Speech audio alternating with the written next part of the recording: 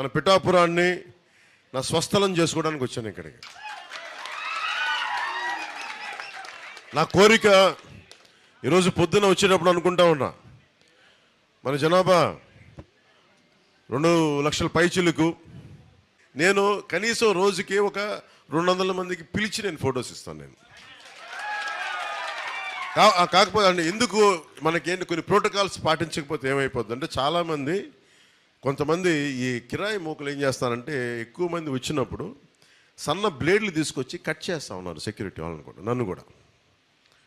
మన ఇక్కడ కూడా జరిగింది. అందువల్ల ఏంటంటే కొంచెం ఇలాంటి పరిస్థితుల్లో మీకు మన ప్రత్యర్థి పార్టీ పన్నాగాలు తెలుసు కాబట్టి, అందుకని కొంచెం స్ట్రీమ్ లైన్ ఉంటే మనం చేసుకోవడానికి బాగుంటుంది. సో నేను పిఠాపురంలో ఇప్పుడే కాదు, రేపు పొద్దున మీరు భారీ మెజారిటీ ఎమ్మెల్యేగా గెలిపించాను. నేను ఒకటి అనుకున్నా, రోజువారీ కార్యక్రమంలో ప్రతి మండలం ప్రతి గ్రామంలో కూడా